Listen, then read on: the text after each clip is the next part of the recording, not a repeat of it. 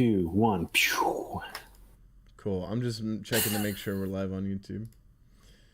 We need one of those box things in Hollywood, that you shut. It's like, and action. Yeah, no kidding. I linked. I sent a link to the stream in the chat. If you guys could just have it open while you're talking, but on mute, and 2, 1. It'd be good. All right, we are live. We're live. Yep. All right, everybody. Welcome back to the Basement Talks. I am Q, and I'm here with my buddies Rami and Rolo. Today, we're going to be talking about goals that we accomplished this week and what our goals are next week and the momentum we want to build. We're going to continue with that theme.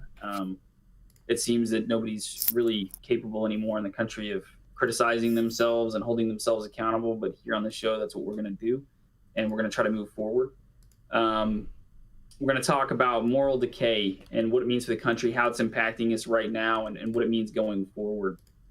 And we're going to talk about family and politics and what it's like to be in a blended political family and how contentious that could be and how that could be affecting your lives right now. So who wants to start off with the goal talk? Goal talk. I'll start us off. Hold on, I gotta mute something. It's making noise. Let's see. There we go. Oh, nope, did not. There we go. All right.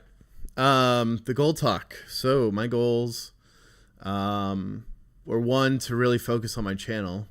I wanted to do more with the LinkedIn Learning this week, but I didn't really get around to it because of the election. But I did focus on my channel. I got a new Discord up for my channel, which took a couple hours. It was nice, but it's nice and clean now. It's like super neat. Decided on a theme I'm going with for it, which is mammoths to represent paleoconservatism. And then I also made, I don't know, how many videos did I make this week? Let's see. Quite a few. You were on a roll. Yeah, I made like, in this past week, I made 4 videos and I streamed twice for a few hours. So, yeah, I'm pushing out content as much as I can. Keep that momentum up because I'm super motivated right now. Like, even though, like, with the election, it kind of looks grim a little bit.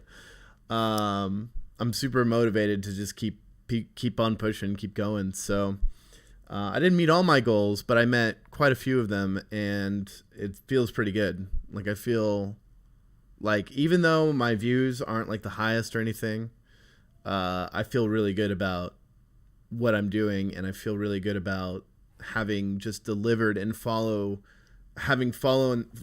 through on my goals makes me feel really good. And eventually, if I keep doing that, I'm pretty sure I'll see the fruit of my labor. Yeah, consistency is key there. Yeah. So that was my week. Nice. Your content was awesome. Thanks. Good stuff. I appreciate it. Yeah, I mean, people don't realize how time-consuming it is to set everything up and do show prep and kind of figure out what you're going to talk about.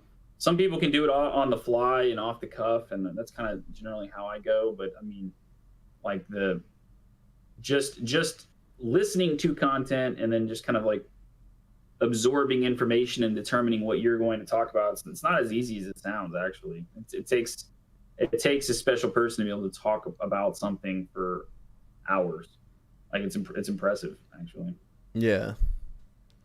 So kudos, bro. I would say you get a pass on LinkedIn Learning with the bomb content. Thanks, man. So, but I'm in class, right? So I'm in school taking classes, so I had to deal with that. But I did continue with my brain games. I meditated this week. It's been a long time since I've done that.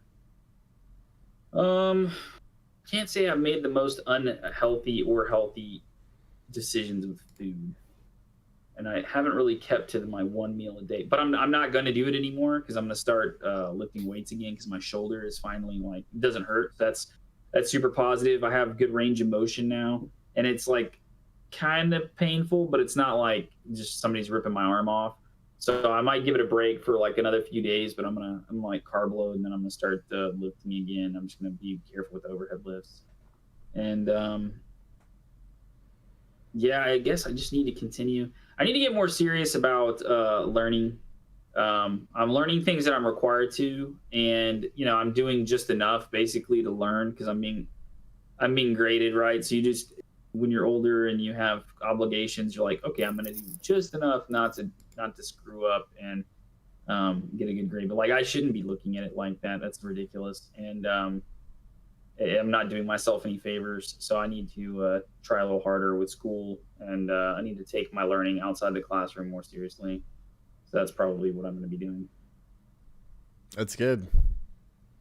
It's good to hear your shoulder isn't hurting anymore. Yeah, man, that was like a months-long battle. It got really tiring. Yeah. Sorry, they just announced that Biden will be addressing the nation this evening. Oh, wow. I wonder if he'll string a sentence together this time. All right, Roland, goals. Yeah, well, one of my goals at the beginning of this week was to find out who El Presidente was going to be, but now we are in the midst of a glorious and, emotionally draining divorce court custody battle. And we don't know who our parents are. Is it going to be this foster care system?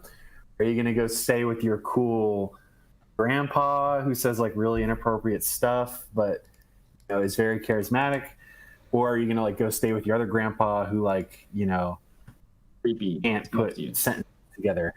Yeah, so glorious, just wonderful. I have a question. Other than that, you can't string a sentence together. What's your bathroom situation like? Like what else are you having trouble controlling? Yeah, it's almost like we start our life in diapers and we end up in diapers. So it's just like the last time I couldn't put together a sentence, sad. Or I like babbled. I think I probably would have been in diapers. So it makes you wonder. Yeah. Well, he called his granddaughter the name of his dead son who had passed away. Yeah, sadly. We'll get into this sniffy, Mr. Sniffy later. But like your goals, bro. I couldn't believe it. You're on the spot. Yeah, man. So keep trying to eat healthy. No fast food, no soda. I'm going for some nice walks. Went again to the Channel Inlet, watched the ships go by. That was really cool and relaxing. And enjoyed a nice cigar. That was nice. And I've been eating about probably, I'd say, 2 bananas a day, irrespective of a meal. So, yeah, that's actually been good. So, and then I've been making really healthy cheeseburgers, if there is such a thing. Healthy cheeseburgers, please do tell, because I could go for one. Yeah, so you get your good quality bun at the store, and then I take an avocado, add some Worcestershire, scrape out the avocado into a bowl, swirl it up so it's like guacamole, and then add some chili powder and some Worcestershire sauce, so it's got a little kick to it. That sounds amazing. Mix that up so it's good, and then take out like 2 scoops, spread it on the bun, on the bottom part of the bun. And then the other part of the bun, you put barbecue sauce on it, spread that around, and then you cut thick, healthy slice of tomato and onion and put that here on one bun and one bun, then some lettuce on the other bun, and then some more lettuce on the other bun, and some cheese, a little bit, shredded cheese on both. And boom, cook your patty. And when it's nice and warm and done, boom. Put it on the bun, cheese starts to melt, it all starts to meld together, and then boom, put the other one on, cut in half, and serve and enjoy. It's delicious. I don't think that's healthy, but God, it sounds good for the soul. It does sound good for the soul. Brings you to heaven a little bit quicker. But no, it sounds pretty good. Delicious. Most things, one of the things avocados. Go ahead. Avocado is good for you. Good stuff. Yeah. What's your next week's goals, Roland? Just keep eating healthy, keep eating bananas. I'll probably go to the grocery store tomorrow, get some apples, That way, I can change it up instead of just having bananas. I love apples too. All right, so let's talk about, I guess this is a good lead in to the election, and which we're going to talk about, but moral decay. We're going to talk about the moral situation in the country and kind of the necrosis that plagues the country in the form of hedonism and just instant gratification or the desire to gratify base urges, and what it's led to and what it means right now, and how it's affected the outcome potentially for this election. Yeah, so let's start us off. You want me to start us off? Yeah, go ahead, man. So I think one of the big things has been like dehumanization. It is one thing I've been very careful of since I got politically active is to never dehumanize the other side, because when you start dehumanizing the other side and you preach dehumanization, right? Like you say, like they can be evil, but they're still humans, and there's obviously people that have changed their lives around. You know what I mean? Like I think I was talking about Big Herc in our like first stream, and he robbed the bank, but he turned his life around. You know what I mean? There's people that can turn their life around. If you dehumanize someone, it's like there's no chance of redemption for that person ever, and thus you treat them as such. Now, there are certain cases where it's just too late to redeem yourself, right? Like in the middle of a war or whatever, right? A violent situation where an individual has gotten violent. In that situation, if you don't live through, it might just be too late for that individual, right? They might not live that encounter, and that's fine. That happens every day with law enforcement, taking out criminals that seek deadly force against them and stuff like that. But when it comes to politics and it comes to your neighbors, it seems like dehumanization has been pushed, right? They'll say, oh, we believe love is love and Black Lives Matter and all this other stuff. And you basically paint the other side as the worst person ever. I mean, I saw like a Twitter post by some chick on Twitter. She had like a bunch of likes and stuff. And she was basically saying that Trump isn't as good as Hitler. Like Hitler was better than Trump. Like Trump is worse than Hitler. This is a lefty, and I thought it was really funny to see because she was unironically praising Hitler and said he had good government programs and all this other stuff. And I just thought it was really funny. But cognitive dissonance. Yeah, the cognitive dissonance, right? Like it wasn't good enough to say Trump is Hitler. Now it's Trump is worse than Hitler. And so I was just like, wow, this is really something. They just continually dehumanize people over and over and over again, repeatedly. And they've been doing that for 4 years. Everybody, like, it started with Hillary Clinton calling Trump supporters like their basket of deplorables, right?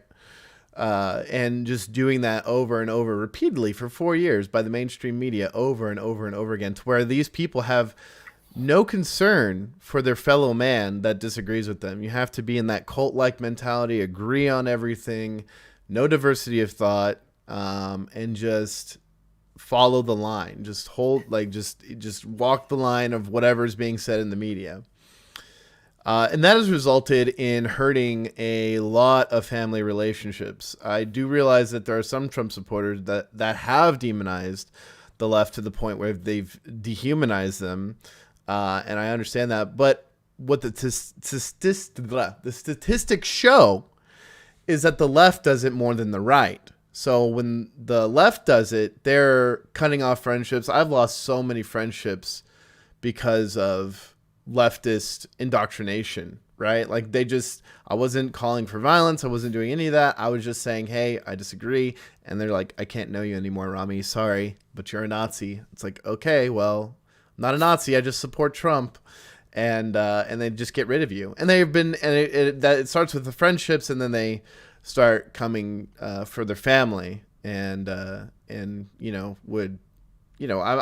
sure many of these people would be proud to have to be total overwhelming statist and would be happy to turn their family in to the state if it were to come to that, because that's the kind of mentality that they've adopted. So, yeah. There's a famous example of that in the Soviet Union where a little girl turned in her family because they said something that, like, you know, wasn't super supportive of Stalin, and, you know, that family got split up. The parents got sent to a gulag, and that little girl was paraded around the media over there. I remember hearing about posters, that. You know, it's just basically just like Greta Thunberg with the whole global warming and stuff. A little girl actually did look like Greta Thunberg, the girl that turned into her family, the girl that Stalin posed. Yeah, I saw that. There's a historical reference to what you're saying, Ron, and Roland. Yeah. You know, I'll never forget with the French Revolution, there's people that are always like, man, they did some really crazy stuff during the French Revolution. I mean, they destroyed the Bastille.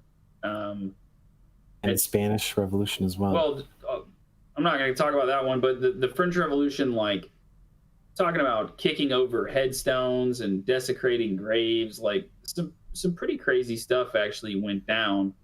And people are like, how could, you know, people do this to their fellow countrymen? How could they go and kick over gravestones and destroy monuments? And it wasn't just their fellow countrymen that did that. It was their kids. It was their grandkids that were doing that to them, basically, you know, erasing the memory of the past.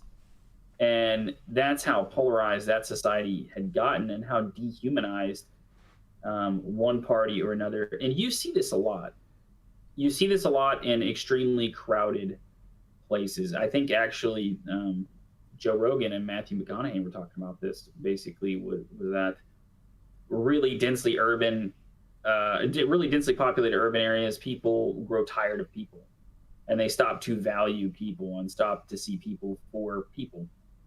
And that was a really ugly time in human history, the French Revolution, where people were basically dehumanized to the point where you just had a blood rain, right? And it was just guillotines and killings, vendetta killings. And we've seen that play out throughout history. So my concern is that we're obviously on the precipice of some sort of communist revolution in the country. And you have one part of the Democrat Party that's saying we need to slow down the whole talk or stop the talk on socialism. People don't like it. Especially the people who they were relying on, and they're based, like, you know, the Hispanic voter, they were relying on that. And the Hispanic voter, in many cases, sees socialism for what it is because they've lived through it, or their relatives have lived through it, and scared them away. It scared them away big time this time. And so we're on this precipice, and it seems like there's no real pulling back from the rhetoric. And, you know, people can say, well, it's mainly the right. It's just the right. A lot of people say that. Well, it can't be, because the right's pretty heavily censored on the internet. You know, we can see that. It's very apparent. So it's really not the right that's living in this echo chamber. We are living in a total leftist echo chamber at this point. The media, social media, you name it, has some sort of hint of leftism, right? And the vitriol coming out of that side. 500 companies, education. Yeah. It's pretty severe, and it's dehumanizing. And if there is dehumanizing talk coming out of the right at this point, it's in reaction to defund the cops, F12, ACAB. Like, we can just go down the list of acronyms, right? And they're not right-wing acronyms. I can't think of any right-wing acronyms that are particularly point to violence or discrimination. I'm sure they exist, but they're not mainstream. So, you know, I hope that we can bring some sanity to the conversation and recognize our fellow man for what they are, and kind of tone down the rhetoric. Otherwise, we're going to end up in a place we don't want to be.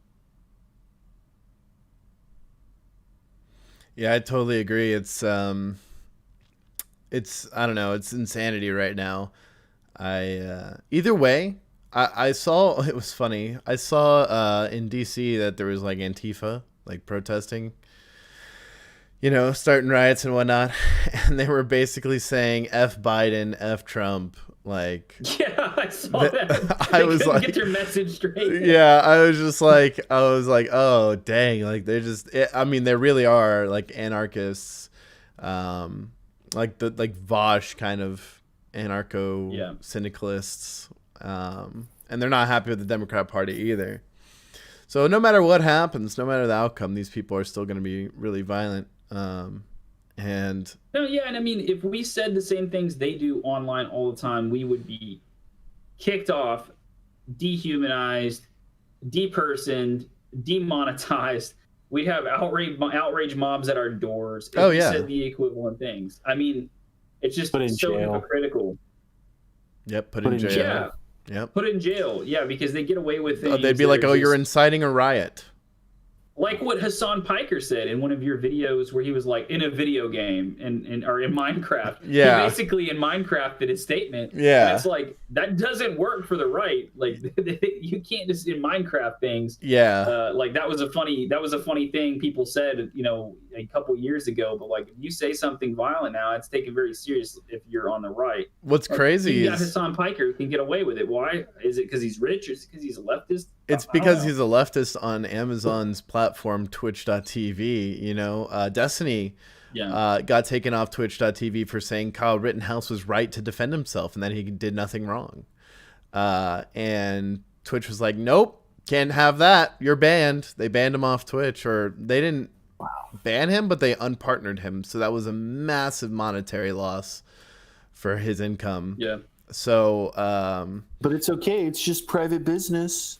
It's just a private business, by the way. I just got off of a show where we talked about this, and I basically said, if you own a business, just this whole private business argument, if you own a business and a minority comes into your business, if you're a white person, or if you're a minority and a white person comes into your business, can you say, hey, X type of person, I don't serve those type of people here, get out? Nope. You cannot. You cannot violate somebody's civil rights in your place of business. It's a very well-established precedent. Why does social media get to violate your civil rights? If private business gets a pass on tyranny or violating your rights, then the government will just outsource all of its tyrannization to private business. And it won't be any different. It's like, at least it's like that funny meme. It's like, at least it's not the government, and the foot crushing the snake is like AT&T and Google and Amazon, Yeah. It's like, it doesn't matter if it's not the government. Tyranny is tyranny. You can't outsource tyranny. The government, if they could outsource tyranny, they would. Yeah. So anyway, getting back to the moral decay, obviously we have a lot of dishonesty in the country, and we have a tremendous amount of, I don't even know what to call it anymore, because if it's true what is happening with the ballot theft or with rigging of the election, from a moralistic standpoint, you have to ask, what are we doing? Like, if we can't actually have faith in the system and we can't have a republic or democracy or democratic republic, what are we doing? Like, what is the point in engaging in this? Like, what type of faith does that cause people to lose in society, in their fellow man, and in the system? And where does that lead us? About a month or two ago, a government official high up like tweeted something from like the official government account about like, this election needs to be counted fairly. There needs to be international monitors. You can't just silence the vote or whatever.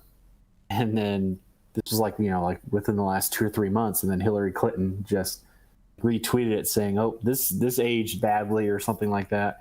Like basically in reference to what's going on now. If what's going on now had happened to like a different country, like what would we do? Would we sanction that country? Would we institute a like no flyover zone or something, like a military thing? I mean, would we send in the UN to make sure the ballots are counted? So that's a good question. I mean, if what's happening in this country were happening in a country we didn't particularly like, there would be at very least sanctions, right? Yeah. I don't think any of us question that reality. Speaking of moral decay, Oregon, the state, just decriminalized heroin. Heroin and other hard drugs as well. Can kill you the first time you use it. Yeah. Yep. I mean, wow. Sure, I could get in my car right now and go drive and then get hit by a drunk driver and die. But you know what? At least my car has airbags and a safety belt. You know, and same thing with the other car. It's really sad. Mushrooms, LSD, cocaine, like acid or something, and then, I mean, I don't know anything about drugs. I've never taken them, and then heroin. Yeah, when people try to equivocate between hard... Go ahead. Sorry, if you get caught with a semi truck, I'm pretty sure you still go to jail or whatever. But I think it's like small amounts, meaning like I think it's like intent to distribute or something. Like small amounts is okay. But yeah, I don't know. So. And people who equivocate between hard drugs and soft drugs and alcohol, they really don't understand the philosophical basis for why we deem hard drugs so hazardous. You know, by their nature, hard drugs, like you said, and I've told this to people before, your first use with hard drugs, even cocaine, depending on your biochemistry, you're dead, right? It's your body has kind of autonomic responses to chemicals and to chemical stimuli, and when you're ingesting alcohol, it's actually it's more difficult than you think to kill yourself with alcohol. You know, it's yes, obviously you can get alcohol poisoning and die, but there's a lot of processes in your body that you're ignoring to get to that point.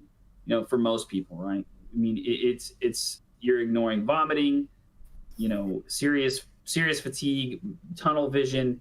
You know, you were unbalanced and uncoordinated beyond, you know, just minor discomfort. It's pretty severe, and then you've just gone past that point and continue drinking. It's difficult.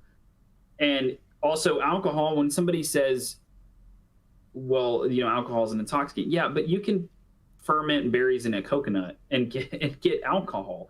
Like, it does occur naturally. That's how we discovered it occurred naturally somewhere in a pot or something, and people drank it and they're like, oh, this is great, it makes me feel good.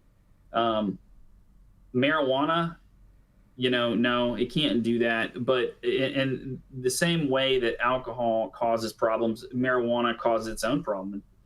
Malaise, you know, laziness. Like, there's a whole list of things that actually, once people, especially if you smoke pot all the time and you're honest with yourself, you're like, oh yeah, once I quit, you know, I felt a lot better. That's what I always hear. I've never been a pothead, so I can't attest to it. But, you know, these hard drugs are very different. And by their nature, they're very dangerous. And you become, how are you experiencing freedom and self-expression? By becoming enslaved to a substance. And any government that allows you to consume something that, you know, is harmful to you or can destroy your life doesn't care about you. They don't care about you in the least bit. And they could make you think that your addiction and your desire to do these hard drugs was completely your idea, when we know that most of these communities that have these problems have been hollowed out by bad policy, and despair is rampant, and people have nothing better to do, or they want to die and they just can't kill themselves. They start engaging in reckless behavior and they become addicted to these substances. So what do we give them? Instead of giving them hope and giving them jobs or stimulating the economy in that area, no, we'll just give you enough drugs to kill yourself. We'll make you think it was your idea. And then in our past in this country, and I'm not saying our government's doing it now, but certainly in our past, the government has brought in large amounts of drugs for particular populations. And we've seen what effect that's had on those populations, and what the results are in those communities is absolutely devastating. So why wouldn't they be doing it now? We're involved in places right now that produce large amounts of opiates. We were back in the 70s too, the early 70s. We all know where we were involved in conflict and what the cash crops were there too, was opiates. And then what do we have back in the urban areas in the 70s? Massive amounts of heroin addiction. And now we're repeating that cycle, and we're hoping to get a different result, but I guess they're legalizing it now, so it's not the government's responsibility at all. They can just screw you. It's your idea. You die. They get rid of an unwanted population, and they get off scot-free. Oh, that's what fentanyl is. It's China's revenge for the Western elite opium wars that were waged against China. I mean, I don't know if you guys have ever looked into that, but it is very shocking at how the elites of the West would engage in trafficking in opium to use against China as another means of warfare. And had a horrible effect on the population there. I think horrible. I know. I don't know if you guys know who Scott Adams is. He's the he is the writer and creator of the Dilbert cartoon, and he had a stepson die from a fentanyl overdose, and he got very emotional about it when it happened. Obviously, he cares about his family and stuff. And so he went on the warpath for a couple days. He was like talking about how we should just be violent against the Chinese and all this other stuff. But he raised a really good point, is that, you know, it's like estimated we have like 30,000 deaths a year to fentanyl. And the main, right now, it's like 99% or something comes from China.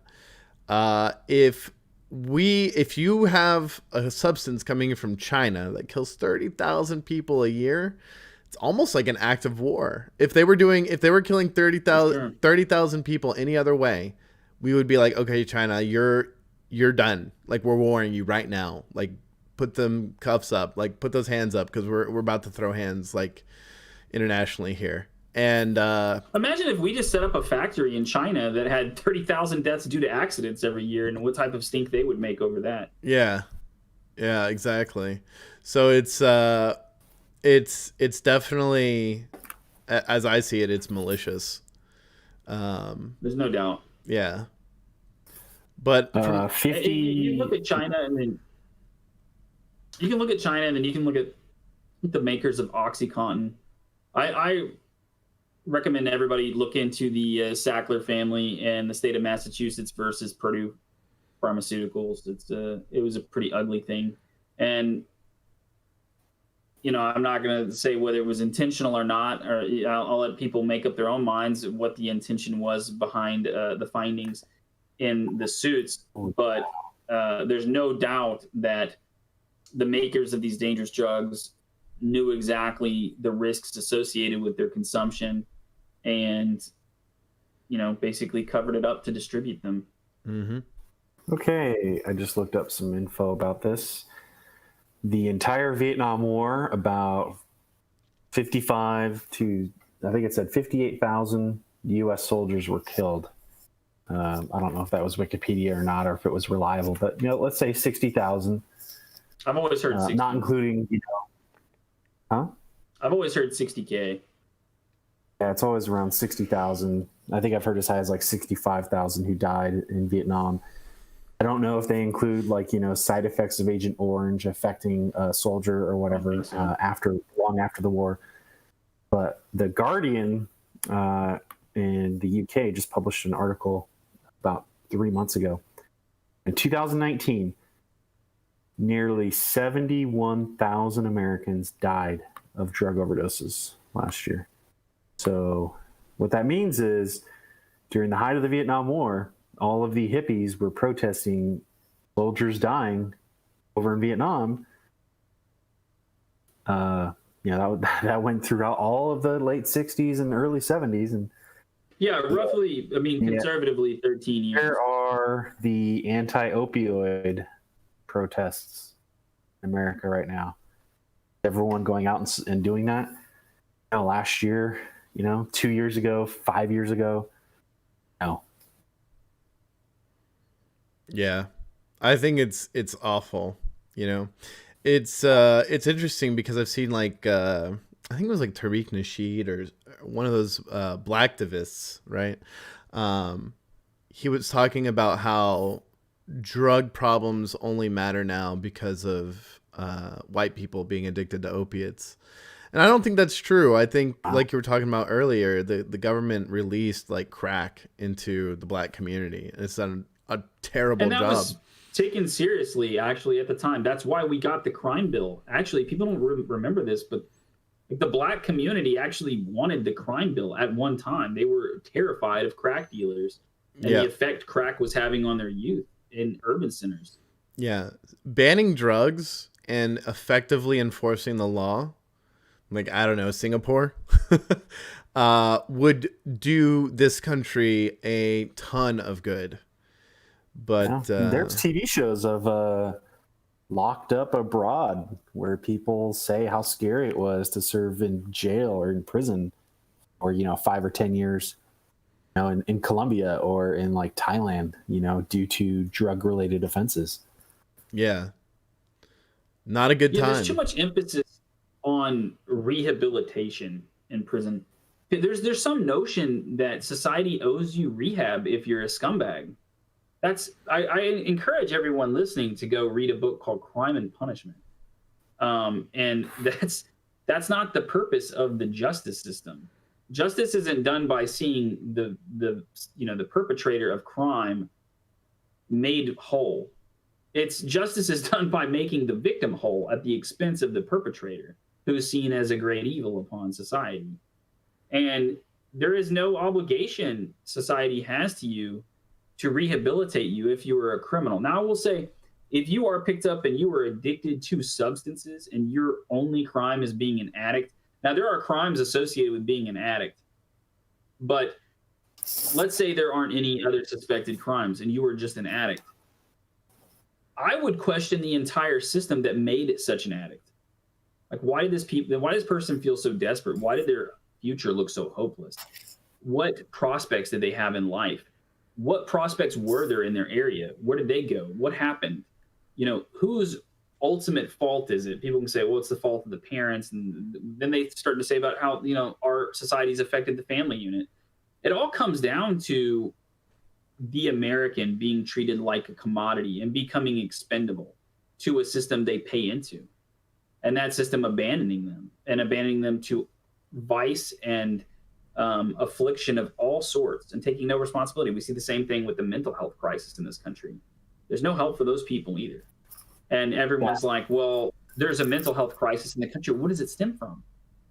I mean, I'm sorry, but you're seeing mental health crises in families that didn't have a previous history in it. So where did the abuse, where did the trauma come from? What afflicted this person? What environment produces people so broken? And I think when you start asking these questions, it's a tough question, and need to really hold those people accountable who are responsible for the welfare of the greater good. We're paying taxes to something. What is it going to? Yeah. How many times do you see on the news, person commits murder and they were in prison less than a year ago for an unrelated offense, and the district attorney decided to cut them a deal or let them go, not prosecute them for, rioting and stealing thousands of dollars of merchandise. And then 6 months later, they kill somebody. Yeah, it is. There is definitely, like you're talking about Crime and Punishment, I definitely think that some people get off a little bit too easy. I looked at, for example, Eric Clanton. He was the Antifa guy who was beating people up with bike locks. And he only got like 3 years probation, and that was in 2017. And so he's off probation this year. This is like his final year. Did he seriously hurt somebody? Yeah, he seriously messed people up. Seriously injured them. Yeah, almost killed him. And he got charged with assault with a deadly weapon, like multiple counts or whatever. But we're seeing the same thing with these current riots, where people are literally getting beaten near to death. The guy that was kicked in the head repeatedly, and was it Portland or Seattle? The guy that was pulled out of the truck. I don't know what that situation was all about, but it looked like the guy was just trying to get a woman out of there. Oh, yeah. I know what you're talking about. That guy wasn't even like a right-winger. That dude was literally like an LGBTQ guy, and he was at those protests, and he was just trying to get through to go home for the day, and they pulled him out of his truck and beat him, and God, I don't even know what happened to that guy.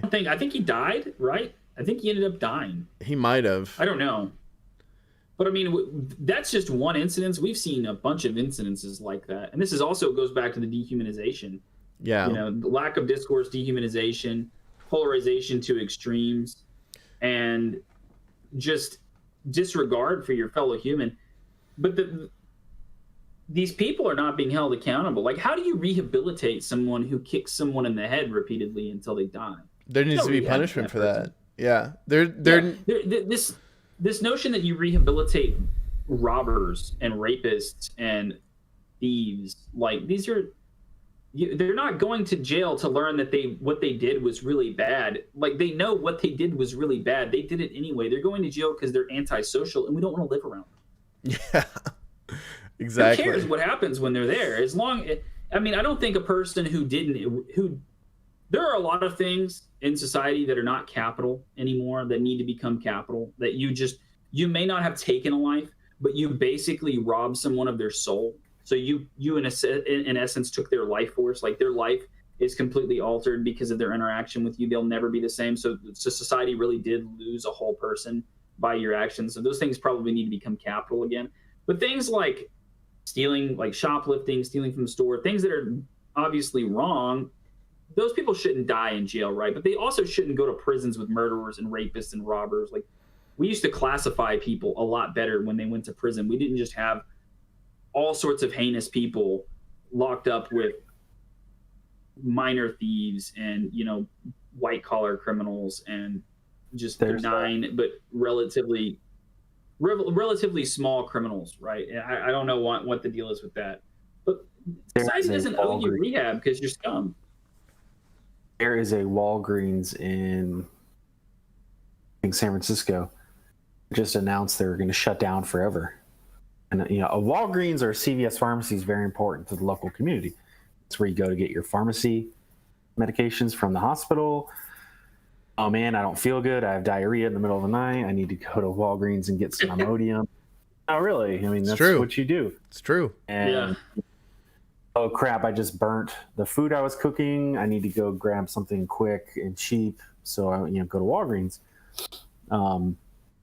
And they're closing down that Walgreens permanently because it has been completely ransacked and gone through multiple times, like the entire store total loss. How many times? In the last couple of years, because in San Francisco, they completely decriminalized all petty crime. So I could walk in, grab whatever I want and just walk out and, not do any jail time. Yeah. That reminds me, I was thinking about the Bible verse that says, if your hand causes you to sin, chop it off. And cast it away from you. Yeah. And Steve Bannon just got banned off. This is kind of off topic, but Steve Bannon just got banned off YouTube and Twitter for saying we should behead Christopher Wray, FBI director, right? And Dr. Fauci, and put their heads on pikes in front of the White House as a warning for the rest of the establishment. And I was like, oh my God. That might need, honestly, if you say something like that, you're asking for a ban. Yeah, he was a little bit, I mean, you're going to get investigated, you're going to get visited, so. Yeah. Steve Bannon won't get visited. You say that, you'll get visited. Steve Bannon's not going to get visited, They're just going to ban him off Twitter and Facebook. Speaking of dehumanizing, in the December of 1914, all of the soldiers had Christmas truces. They had holiday truce, ceasefire. And they would go out into no man's land and hang out, swap beer, champagne, caviar, whatever what food and drink was, and exchange. I'm sure they had caviar in the trenches. That trench played caviar. A soccer game. They even played a soccer game. And then after the ceasefire or whatever was over, soldiers were like, I can't do it. I can't go fight that guy. We just hung out yesterday. I can't do it. So then they had to reassign or get those people out of there. And many of them got court-martialed and sent to jail. Yeah. That's true. I don't think they ever had a Christmas truce like that again because of it. Because the war basically almost ended. Oh my gosh. Peak chivalry during a war, total peak. And 3 years later, it's we need to, completely destroy those other people because they're subhuman. They're it's propaganda. It's dehumanizing. Yeah. trench caviar is like jellied tadpoles. Jellied tadpoles. They traded wine and cheese or something. No, a lot of strange things that were going on. I shouldn't say strange. A lot of like honor bound things were going on at the beginning of World War One. Like, for example, submarines would radio ships and be like, "We want you to surrender. This is a submarine," and it was capture law, prize law. You can look into it, like admiralty. And then the British were starting to like put heavy guns on like passenger transport ships and cargo ships. They're called Q ships, and they basically like began unrestricted warfare on the seas, and like everything changed like as far as honor warfare on the seas went. But that's an interesting point about the ceasefire. Yeah. You know, I was gonna say back to the moral decay. Just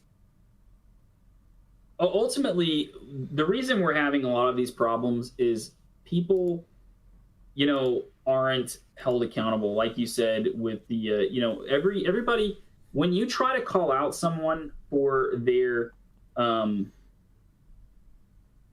misdeeds, right? Somebody's like, well, if you're a Christian, they always use this one against you. They're always like, do unto others as you would have them do unto you, or love your neighbor as thyself. It's always the golden rule type crap. That there's only a couple of sentences that Jesus ever said like that, right? Mm-hmm. But they never talk about, in the same story, that same, I think it's actually the same book, or maybe even the same paragraph, where he's saying, if your right hand causes you to sin, cut it off and cast it from you. Go forth, sin no more. And then, well, how do you love your neighbor that is sinful? Oh, well, love your neighbor as thyself. What are you supposed to do with yourself if yourself sins? Cut your hand off. So, like, it's kind of it's a way through allegory or through parable to basically say, don't tolerate sin amongst you. Don't tolerate yourself. Oh, you just stole my car and took my wife. Oh, that's one. Jesus loves you. God bless you. Yeah, there has been. Yeah, no, like that's not supposed to be interpreted like that. It's just crazy. Yeah, that people do that. You're basically supposed to hold yourself. Basically, you're supposed to treat yourself like a horrible thief in the night. If you've sinned against yourself. And I'm not a Christian, right? But I do think that it's very important. You don't cherry pick what feels good and what's nice about something, what feels good and what's nice about morality, and you ignore all of the mechanisms of accountability. Yeah, I mean, I'm pretty sure in the Bible it says God hates lawlessness. I'm pretty sure. Let me see. God hates lawlessness. Rami with the fact check there. Hold on, I gotta check my. Considering that, biblically speaking, the law comes directly from God, I bet he would hate lawlessness. Yeah.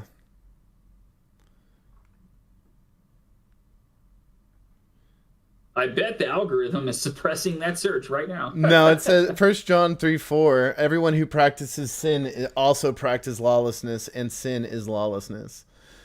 Matthew 24:12. Because lawlessness is increased, most people's love will grow cold. You have to have the law, and there has to be accountability. And that's what you were saying about the malice. Treating each other with malice and disregard. Yeah, it is. That's why they want to defund the police. Because if you defund the police, there's no one to enforce the law. There's no higher power. There's no violent force to make sure that the law is followed. Not to say that everyone, if there is no law, that everyone would turn into a degenerate that just like full on, like, let's do heroin, let's rob stores. But there are enough people out there that would do that it would like throw our country into chaos. And that is why we cannot defund the police. That's why we have to have lawfulness, not lawlessness. We have to fund the police. The police exist for the benefit of the people, not just because people want to just take a dump on your day and give you traffic tickets all the time. Like, they actually exist for extremely good reason. And I think the Dallas police chief, after like a few of his officers were like shot in cold blood after like a rally a couple of years ago in Dallas. Right? Like I'm right on this. Like there was the Black Lives Matter activist or whatever. He said, "Why do we have to do everything? Like, oh, this kid skipped school. Oh, send the cops and go get him." It's like, is that really like a necessary thing for the police to do? Like, oh, this person's ODing on drugs. Go send the cops after him. You know, oh, this sign is wrong on the street. You know, go send the cops. I mean, it was like a really viral thing where it's like, why do we have to do everything? And we should have very specific tasks, and not, oh, this thing is wrong. Go, send the cops. Hey, you better eat your carrots or I'll call the cops. Right? Like, how many parents do that with their little kids? And it's just like, oh, cool.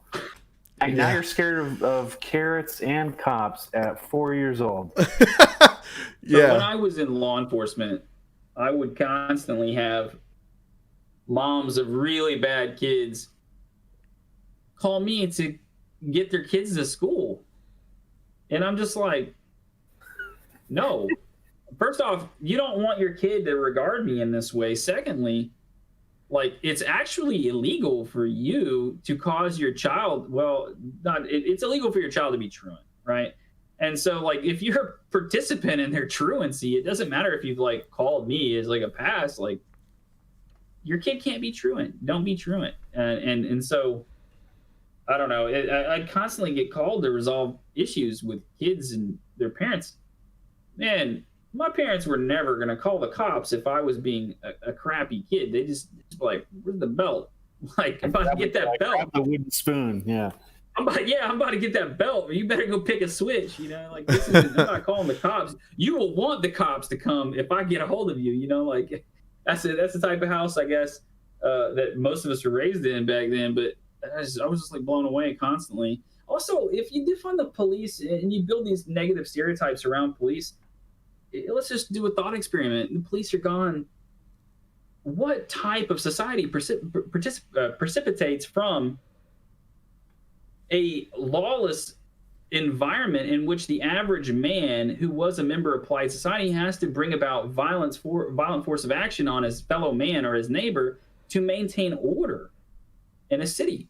Like, what type of, and I know, like, a lot of people in law enforcement or the military, they would relish in the fact that, all men were now hard and had to go do these hard things because, at some time, all men had to do these things. That's actually not true. There's no time in past history where maybe like primitive tribes, okay? Primitive tribes, maybe every man had to be prepared to wield a spear or something. I'm talking about really primitive times. But like in modern society, there was always a class system or a system of occupations where the average person didn't have to dirty their hands. And I don't know that isn't a bad thing. I think if society is just full of calloused men that have to take matters in their own hands and do violence on each other to maintain order, I think that probably is, I don't want to say it's like a bad environment, but it isn't ideal. It's certainly not the Rockwell painting, right? You don't see the Norman Rockwell painting come out of an environment like that. I would argue that the idyllic form of America was definitely achieved through respect, order, honor, duty, kind regards, and just tranquility, not some sort of lawless feudal state of sorts. Yeah. It's definitely an interesting topic just because of where we're at right now in the country's history. This unprecedented rebellion that has been going on for over 5 months now. We're going on month 6 of riots. This is the 4th year.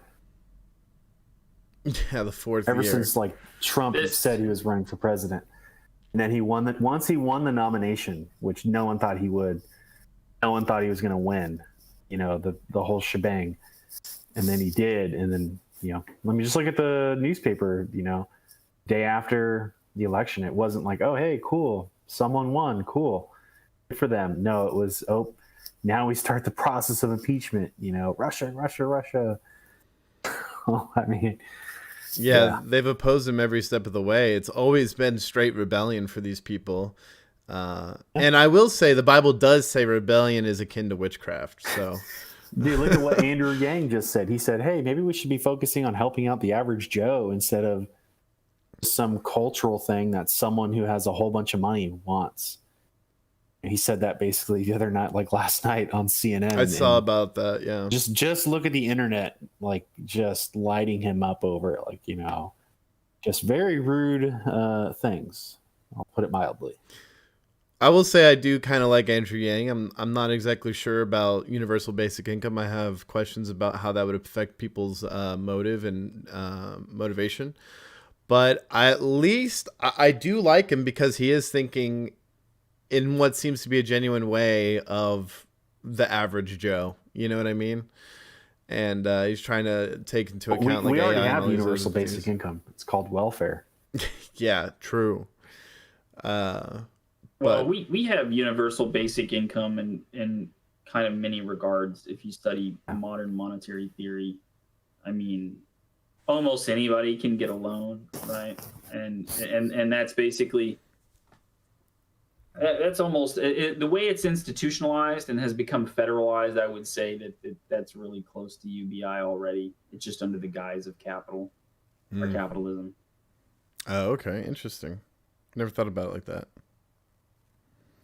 I mean, yeah, think about it. You've got the Treasury basically gives up a vast swath of its money to the Federal Reserve. The Federal Reserve prints. They loan.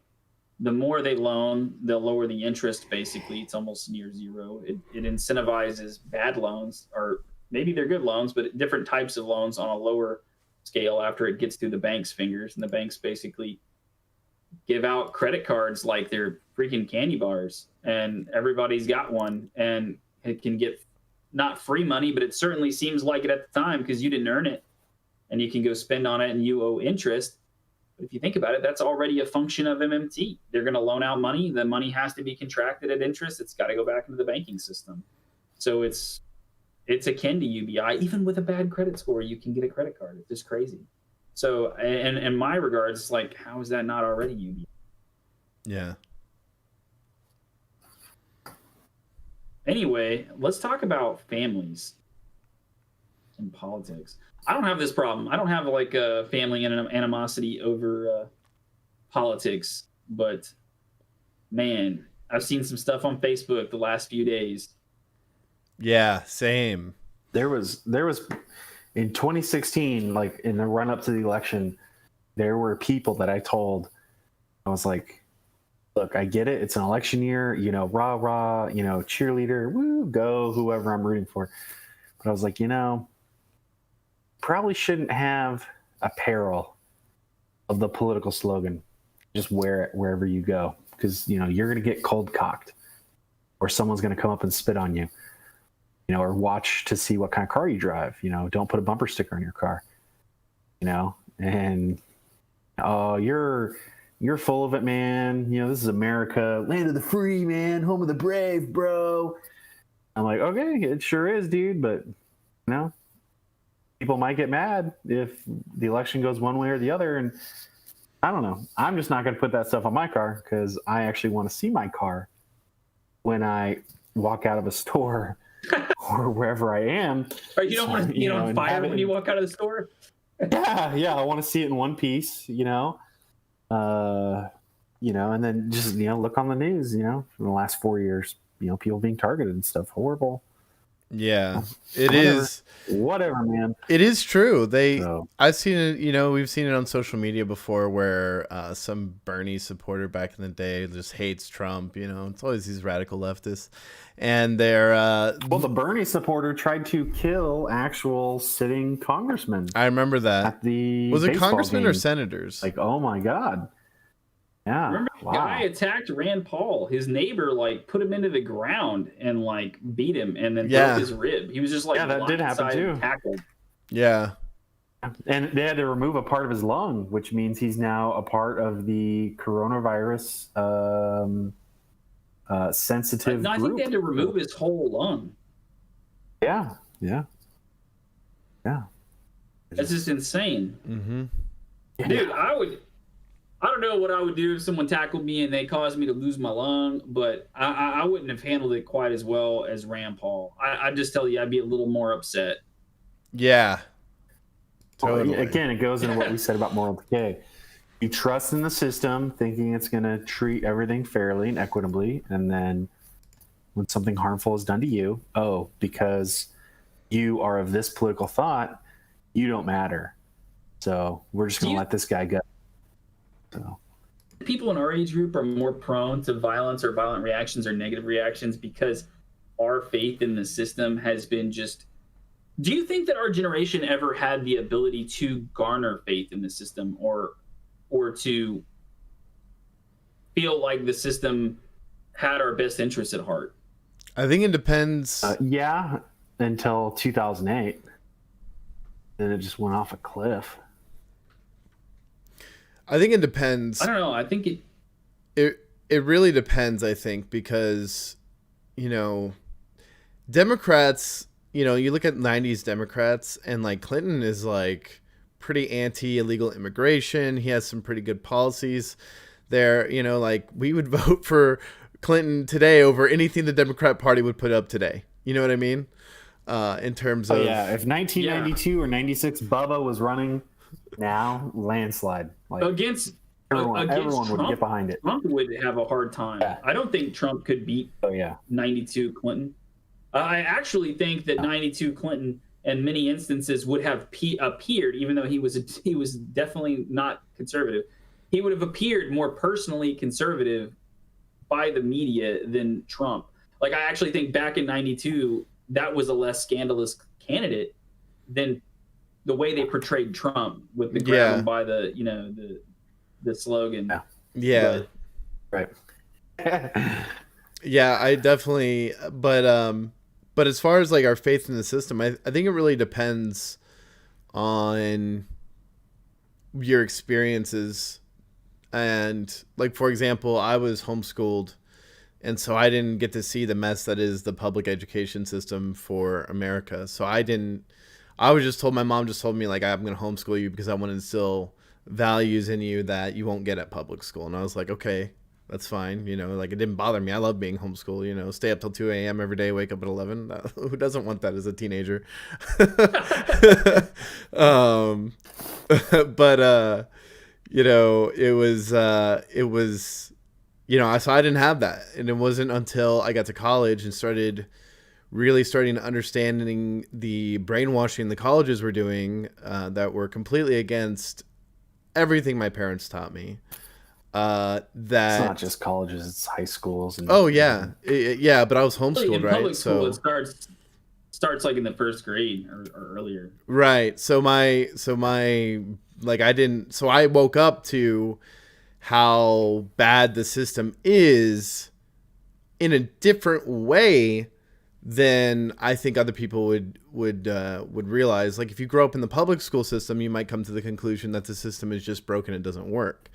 My conclusion is that the system doesn't care about you and wants to brainwash you so you're a good little lemming.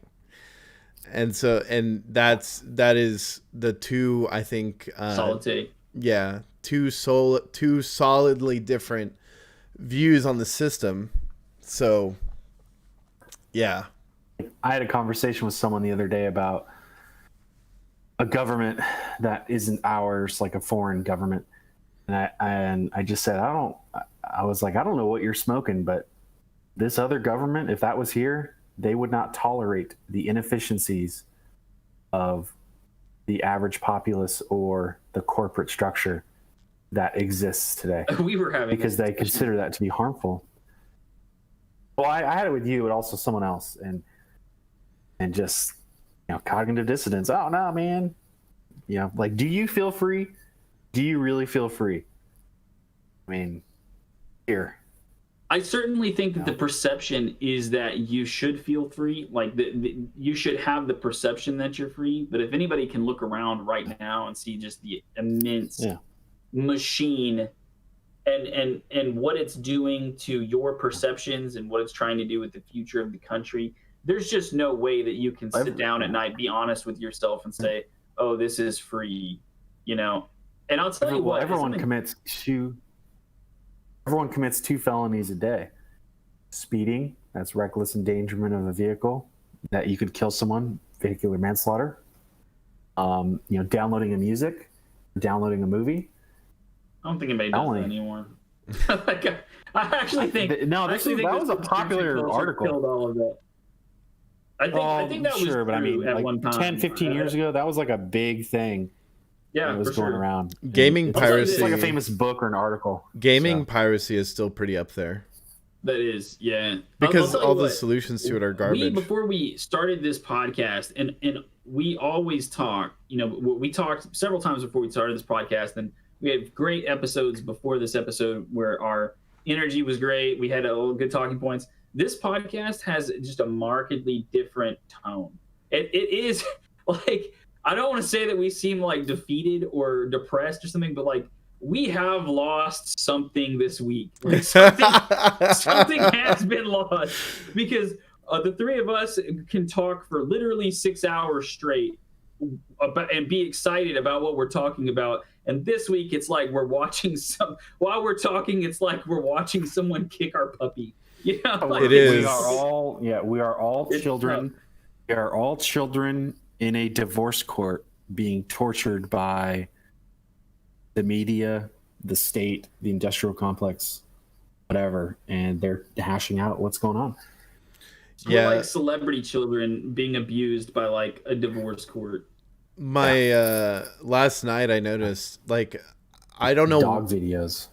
Yeah, I don't know what it was last night, but at some point I realized my body is incredibly tense. Like, I was messaging my girlfriend. I'm like, I need one of your massages because this sucks. My girlfriend doesn't care about politics. She has her values that are good, but she doesn't care about politics at all. So she's not like as stressed. Very trad. Yeah, very trad. She she wasn't, she's not like freaking out about the election. She thinks, she'll say stuff like, this made me sad or whatever, but it's not like stressing her out because she lived under 8 years of Obama and she was okay, but I don't know if she understands the impact Biden might have, but because she just doesn't care. But she's got her values, right? So I was just like, I just need one of your massages. It doesn't matter who wins. It doesn't matter who wins this election. Like, the other side is already not going to accept rule from the other side. So, yeah, that's true. Oh, you're illegitimate. Oh no, you're illegitimate. Oh no, you stole the votes. No, you stole the votes. Yeah. Well, unfortunately, well, here's the thing, and this is the way I think the right should start pushing, because the left has rationalized this election steal months in advance. And they've talked about what was going to happen, that Trump would take it to court, and then he would steal the election that way. We need to have respect for the law. And if the court finds that Trump won the election lawfully, then we need to respect that and really make that our take for getting behind Trump and getting behind the court system. If something's going to work, then great. Let's let that one thing work. But there will inevitably be leftists be like, you're just doing what you said you were doing. You stole the election. How can you vote for this man? Yada, yada, yada. Well, the thing is Trump has pushed law and order as one of his policies, as one of the things he ran on. And so if the law and the order, which is the judges, they say that Trump won, then Trump won. You know what I mean? And I think that, I don't know, like undermining the system further in terms of the court's rulings doesn't help anything. Let me put it that way. No, and I am less depressed about a potential Biden win than I am by the way it looks that he won.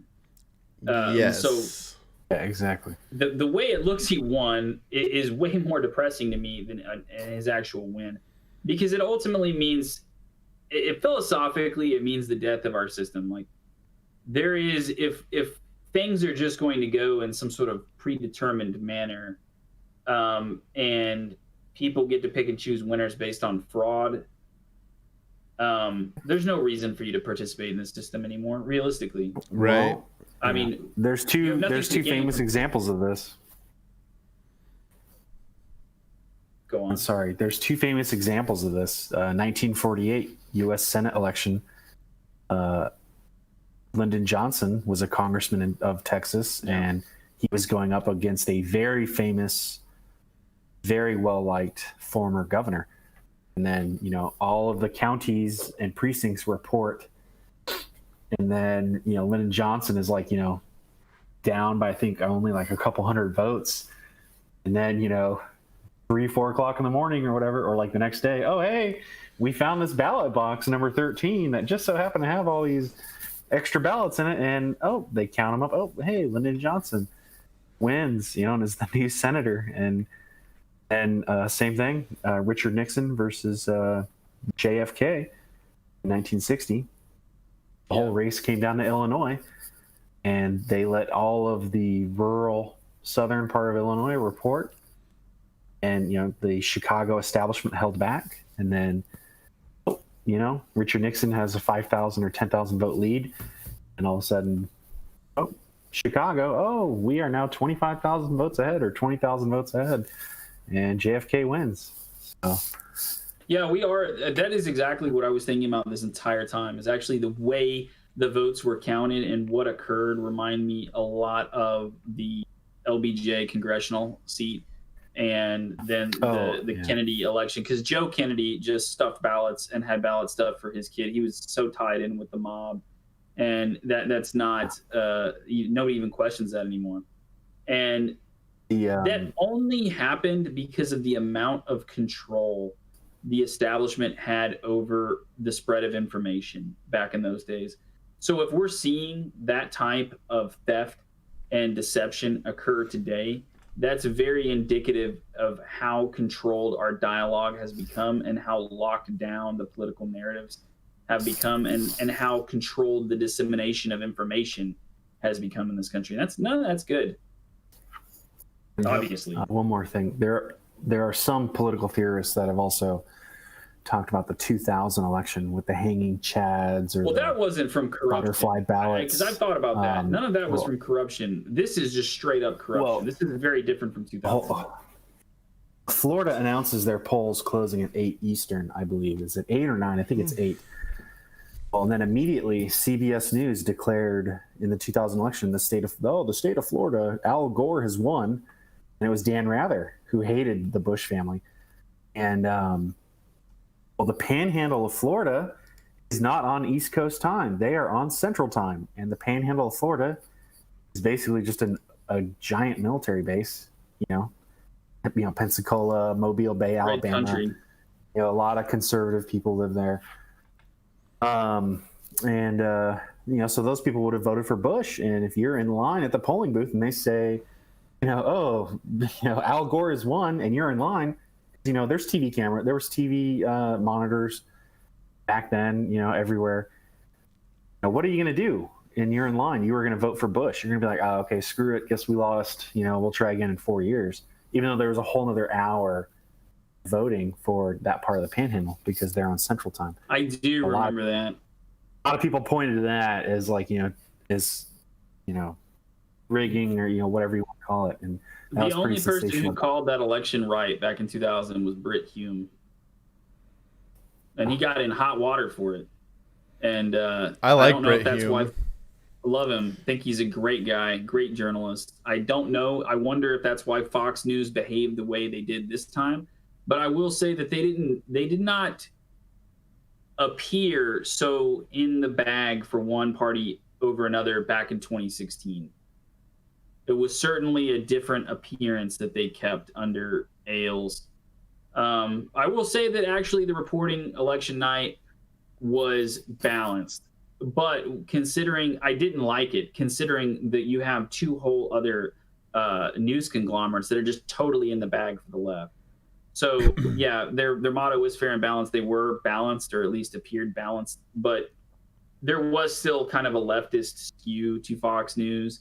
It was slight. It was very nuanced, but you could pick up on it if you knew what to look for. And I was just kind of shocked that they just kind of recklessly called things the way they did, and especially the call in Arizona, where we still to this day don't know how Arizona's going to turn out.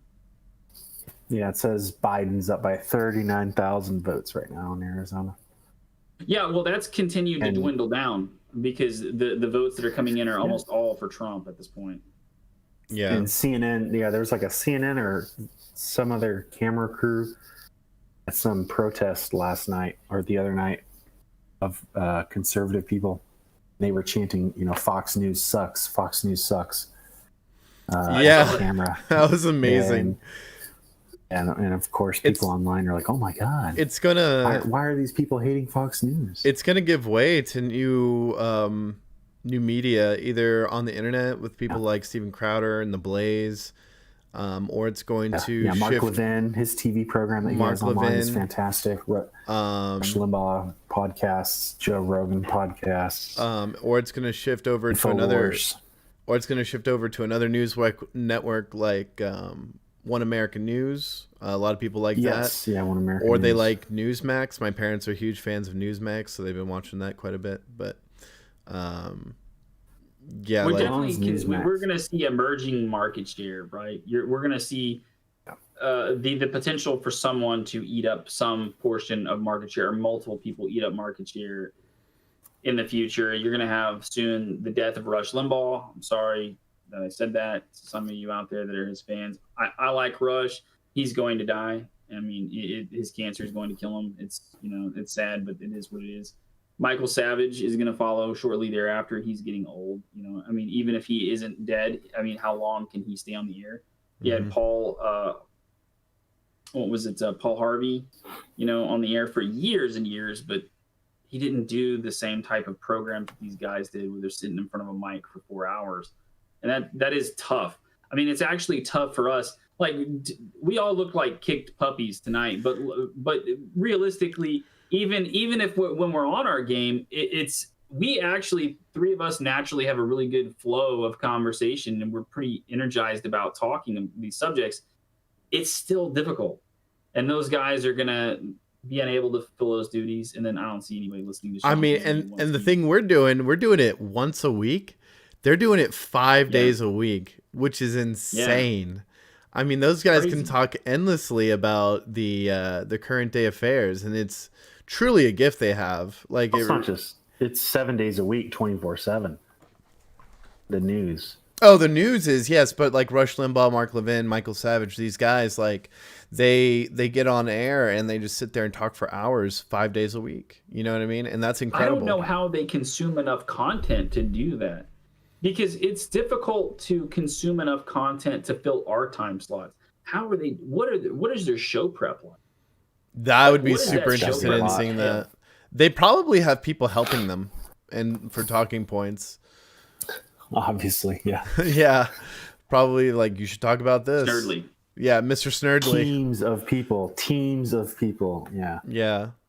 That's on weekends they go to think tanks and plan and strategize. That's kind of one thing I'm hoping will help me on my channel, is that the making of the Discord gets all sorts of people in there, and people be like, hey, did you see this is happening? I'd be like, no, I didn't. Thank you for showing me. And then it becomes like my own little personal like news feed of people that are somewhat like-minded, because they're watching and consuming my content. So that's a great idea. Yeah, it is. Yeah, so that's one of my hopes with the Discord channel. But yeah, it is a gift they have to talk about issues for 4 hours straight. Yeah, I don't know that I could do it. At one point when I was younger, I should have gotten into this a lot younger, because at one time I think I could have, but like sure, I'll be able to talk every day for an hour or two, 4 hours daily. I don't think I can do that at this point. I just, unless I had a team, exactly what Roland's saying, and was invited to think tanks and stuff like that. It's just, what's cool There's now also is Twitter, commercials. and like, yeah, I mean, I guess you can do a lot of show prep and commercials. We will have commercials one day, and that. Well, I mean, a 3-hour show gets cut down to like an hour and 45 minutes. Yeah, that's true. Yeah, that's all I got for this segment. I don't know how to tell you to deal with your family that's politically at your throat. Although I will say that just I don't know. I actually think the American family is dead, right? Like I think that the American family as we know it is dead. And I think people need to probably move on from that idea. Try to enjoy the time you have with your family. Be pleasant to be around. If they're unpleasant to be around, don't be that person. Be above that, and try to analyze your childhood and the way you were raised, and do it different, and find ways to improve upon your family and make a new, strong, healthy family. Put morality and philosophy and ideas at the center of your family, and values and tradition. And I think that maybe you could avoid a lot of the pitfalls that have been made with families over the last century, and how materialism and decadence and gratification have just wrecked us. Look at the pitfalls, identify them in your life, avoid them, and start tradition and value. I just want to point out that we value family values a lot, and we also value marriage a lot. And slowly things have diminished the meaning of marriage, like no fault divorce. And I just want to point out to the gay mafia that when you talk about how we're all anti-LGBTQ and all this other stuff, that we do care about the other issues, the straight people who would ruin marriage, as well as the homosexuals who would do the same thing. So I don't know. I just feel like every time we talk about family values and stuff like that, I always think about the gay mafia talking about how conservatives never talk about straight people. We talk about straight people all the time ruining marriage. Yeah, I agree. Like, ever heard of Florida Man? There are people, no fault divorce, like, I'm just tired of my wife, or I want a new set of tits on, or like just whatever. There's just rampant infidelity. There's rampant degeneracy within marriages. There's concepts of polyamory and open marriages. The concepts of Paul McCartney got divorced. People are unable to live with each other. It cost him like $300 million. One of the things I think really hit plaguing... songs for the Beatles did his wife write? Oh yeah, yeah. One of the things. $300 million. Yeah, whatever, man. Get out. One of the things really plaguing marriages is honestly is this thing right here. Like, nobody pays attention to each other. And I find myself often guilty of that. Like, we're just bad at having relationships now. We're so caught up, and we feel like we're caught up with other people, and we're catching up with other people, and we're staying informed, and we're staying engaged. When really what we're doing is we're just crawling into our little shells and hiding behind a phone screen, and we're ignoring all of those people that are directly in front of us. And I'm guilty of it sometimes too, and I think that's a big thing wrecking marriages. Just the lack of connection, the lack of just, even if you don't have any money, you can do things with your family that are fun. Go to a park, go to a library, go for a walk, heck, throw a ball around. I mean, I think everyone believes, because of social media now and like the highlight reels of Instagram, that to have meaningful times with my family, we have to go do it in Bali, and we need to go foil surfing. It's like, nah, dude.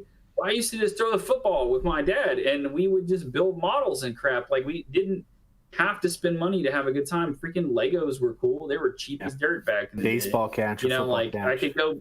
I could go play with dirt and sticks, and hang out and just garden with my parents or something. You can and I guess it's harder now because I mean I'm taking for granted that for the most of my childhood we had a house. Bless you. And we had our own space to do that. And I guess people are lacking the space to do that. At the same time, if you don't want to engage with those around you outside of your home and family unit, be the change you want to see. Start engaging with your neighbors. Find out who they are. You know, engage with them, interact with them. Set a dialogue. Maybe you have something in common. Maybe you can find common ground. You can build something. You can build a community where you are. You know, a lot of people, especially working class people, they share the same values, even if they don't exactly look like you or behave like you. They might feel the same way about the things plaguing our society right now. Yeah, that's true. Yeah, I misspoke earlier. Paul McCartney settled his divorce for $50 million. Well, it's not as much as Jeff Bezos paid out for his divorce. Yeah, yeah. Made the richest woman in the world overnight. Well, it's not that. Yeah, I think they got divorced for a strategic reason because there was a lot of antitrust talk about Amazon. And then, oh, hey, we don't love each other. We're getting a divorce. And poof, gone. No more antitrust with Amazon. But he's shifted over to Google. It shifted over to Apple. It shifted over to Facebook. Yeah, except he's made stupid amounts of money under coronavirus. I mean, unlike the other, he sells the stock though every year. He has pledged, I'm selling, $3 or $5 billion a year next, forever. Wow. So crime, like what a hardship that guy has to commit. He's really kicking himself in the ass over that. I'm gonna sell billions of dollars of my own stock, just to spite myself for you. It's like, oh man, thanks, guy. I totally forgive you for the death of America's small business. Thank you, corporate overlord. We love you, Jeff Bezos. While I'm on welfare, community, and you got rid of my local hardware store, but you know what? You're taking one from the team by making $1 billion off your stock. It's all forgiven.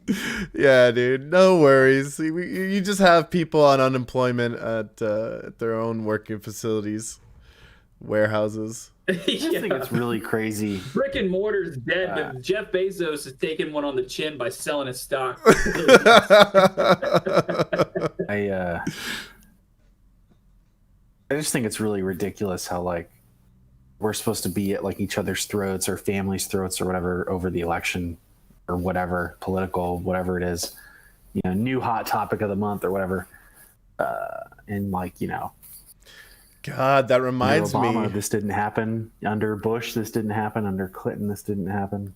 Changed. I mean, honestly, realistically, things are different, and political parties. I don't know that America's differences, honestly, can be reconciled anymore. I really hope they can, but I think we're approaching the death of discourse, terminal velocity, the death of trust. Do what? So we're approaching terminal velocity. Yeah, I mean, honestly, I used to say that. And the only thing that we can do is try to keep each other strong, hold each other accountable, be an example, be the change. It sounds so corny and hokey, but literally, if everyone did this actually and they held themselves accountable, things would change. If you become the change you want to see, and you get others to do it with you and you hold each other accountable, it will have a ripple effect. Right now we're seeing the results of a negative culture and a negative ripple effect through the country. That's because they have people's minds and they have people's hearts and they use the media to do it. But ultimately it's up to us to break out of that. Yeah, that is true. And, it is, it just occurred to me that Thanksgiving is around the corner. And if your family is totally split and insane enough to have a dinner together, I guess the one thing you can do is just be kind to your relatives that don't agree with you. If you have... You're not supposed to have Thanksgiving this year. Yeah, you're not supposed to, but how many people are going to have that fly? It's a Fauci. Yeah, Fauci's a retard. I'm completely ignoring that. Yeah, I am also completely ignoring it.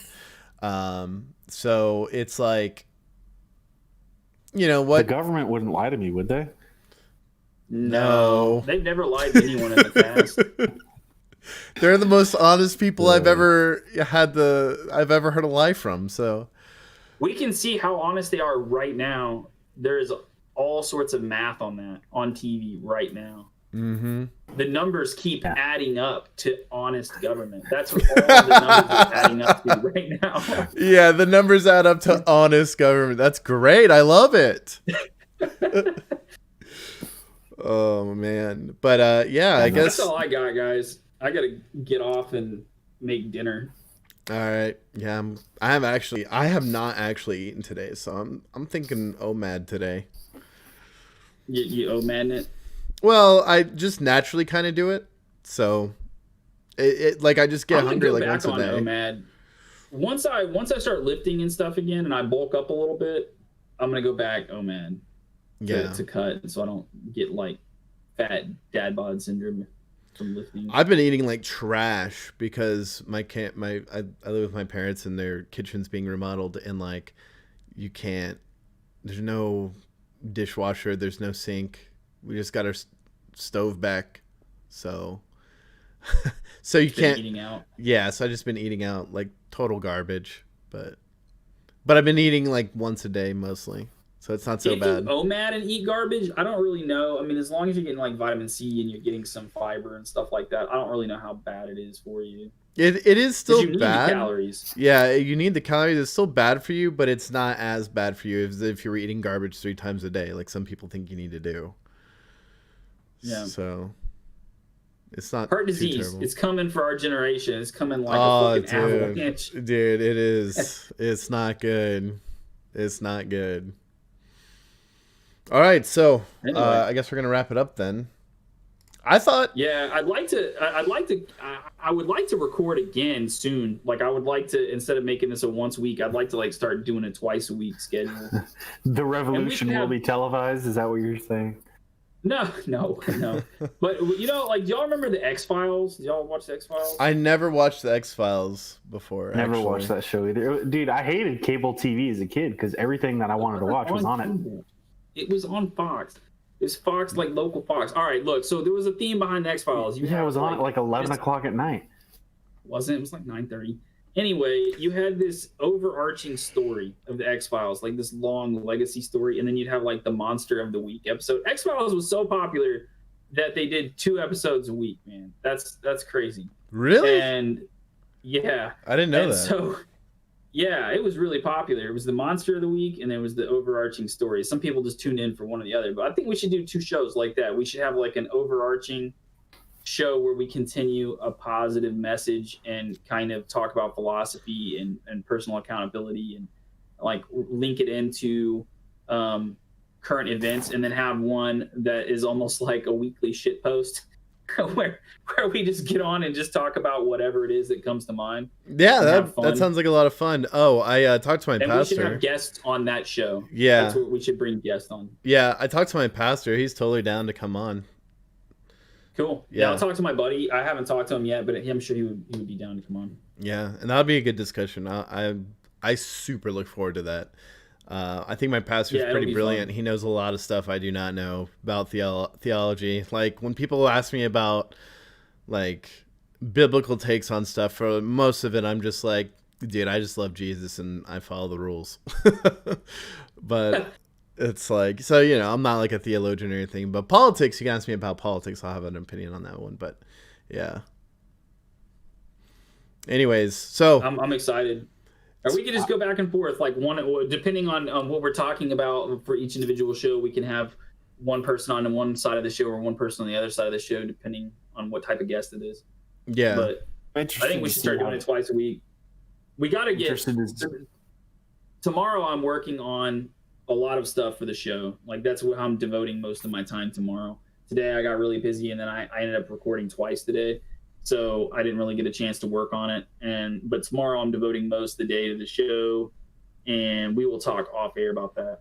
Sounds good. I guess we'll just wrap it up now. It's been interested to see the long-term effects of like working from home. Oh yeah, We should talk about that. we should talk about that. Because that means they're not going to go to a gas station and get gas. They're not going to buy that coffee. They're not going to buy that newspaper. True. You know, so They the already gas Good lower got stuff from prices. Amazon. They're gonna get those Amazon ads. You're going to get less gas tax because people aren't buying gas. You're going to get less coffee, less newspaper. So that means that delivery guy business for delivering that newspaper and for that coffee to that store. That's Just a really one thing. that One is a thing I thought. that is a really interesting thought. And You know, you're stuck in traffic driving home. Let's talk about this next show. yeah, Let's- talk about it next show. Let's not explore this. That's Let's a not explore this great right topic. Write that down, though. It I'm is. totally down to Let's- talk about the let's- effects of working from home. now. Let's ideate on this when we get off, and that's our next show for sure. The That's a news good anchors topic. drinking wine on camera shot, drinking wine.